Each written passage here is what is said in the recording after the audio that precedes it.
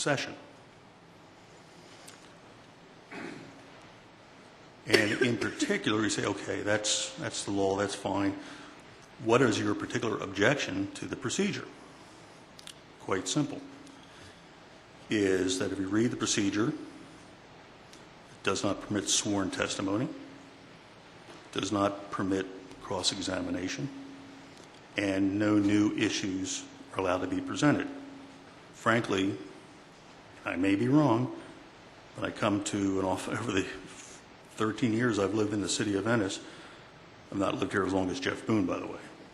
But I have never attended a hearing of this nature.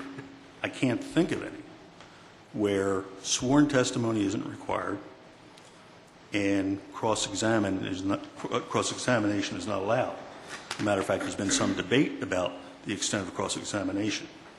Okay? So in other words, somehow this procedure has avoided all those fundamental due process rights that are attendant to your duties as council members and also deciders of fact and law here today.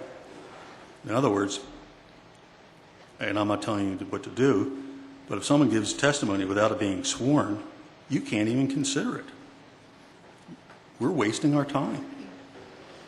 And if I can't, on behalf of my client, cross-examine a witness, then that flies in the face of fundamental justice and fairness.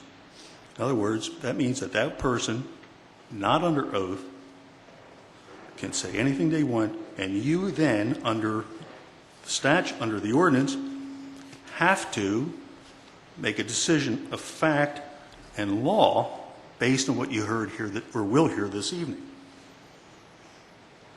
I don't know how you can do that, at least not in America.